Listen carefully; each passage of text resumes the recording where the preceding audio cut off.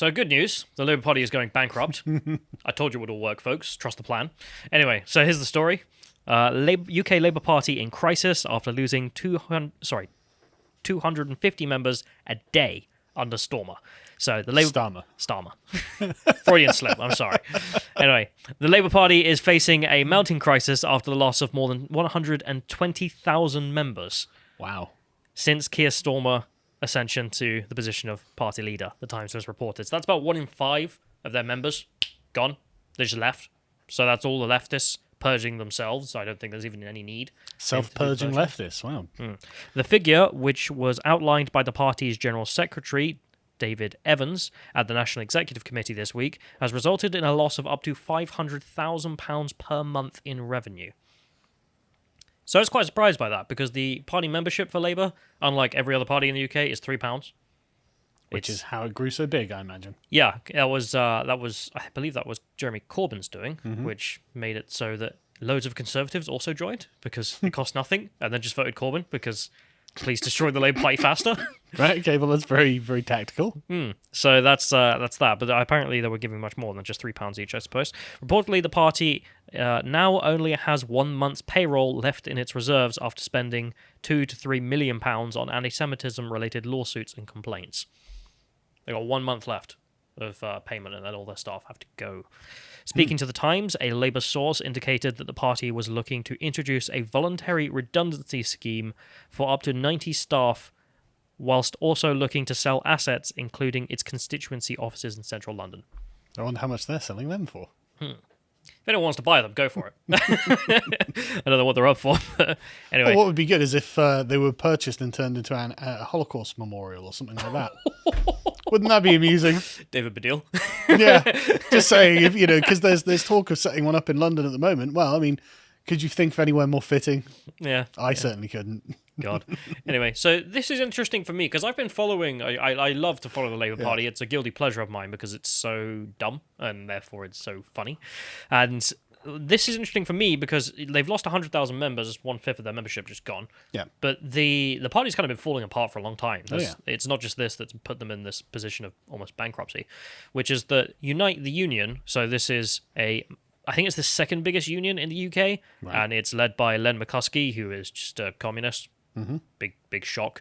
And he was a massive backer of Corbyn. Comrade Corbyn, yep. Yep. He'd go to speeches with Corbyn and scream about Tory scum, because that's going to win over the voters.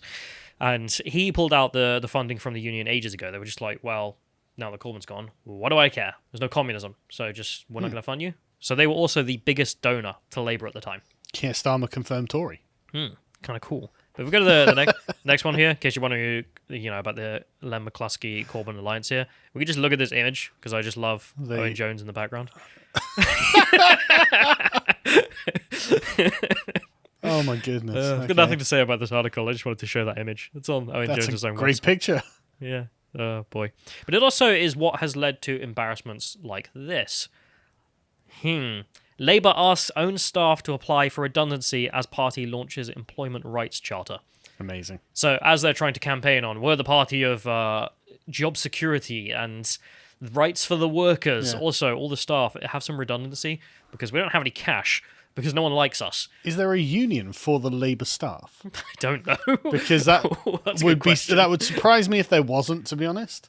I imagine there isn't, to be honest, because it's the way these things go. Yeah. Although I would love to see them all decide to unionize. Against Keir Starmer. I think Keir Starmer being like, no, you can't do that. Yeah. Like Cenk Uygur. Yeah. You remember that? Keir the union busting within their own organisation after promoting unions for such a long time. I think Vox also did that as well. Yep. And I think the Daily Beast did it, all of them. Like Vice, they all have, their internal unions and they're all ruining these companies, which is great. I thought I'd just end the segment, though, on some good spite. Okay, why not? Guess who? Diane Abbott twisting the dagger into Keir Starmer.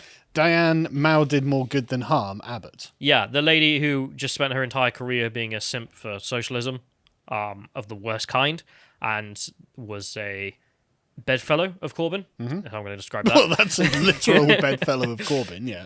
Reportedly was having sex with him at one point in her life. And she has been an incredible embarrassment, but I do have to admit, this was good. So she says to Keir Starmer, after him launching the campaign to make Britain the best place to work, after getting rid of his staff, making them all redundant. So Keir will make Britain the best place to work. Unless you work for UK Labour. Britain's going to be the best place to work. Also, you're fired.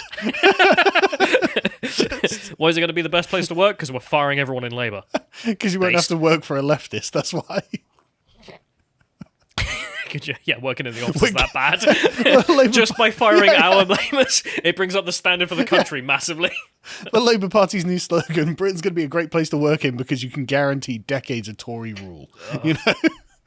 So Diane Abbott saying here, so Keir Starmer will make Britain the best place to work, unless you work at UK Labour. Oof. He has made 90 staff redundant, but is also recruiting workers on insecure temporary Zero-hour contracts at Labour. Oh, yes. With worse employment conditions. # future of work. And that's a quote tweet of that. I think we just summarise them as gulags, if you like, Diane. What, the Labour gulags in the Labour office? Yeah. Lotto. Yeah. But yeah, I thought we'd just enjoy a bit of that. And I think it's very fitting. Golden. They're dying. Absolutely golden.